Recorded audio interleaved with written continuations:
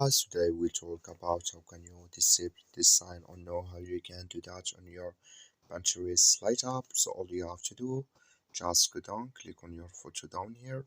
So when you click on it here, it's going to take you to your profile. Then all you have to do, just go above this sign, click on it. So when you click on it here, it's going to take you to this list here. Then all you have to do now, so you just click on notifications. When you click on it, it's going to take you to this list here. Then you click here on bypass notifications here.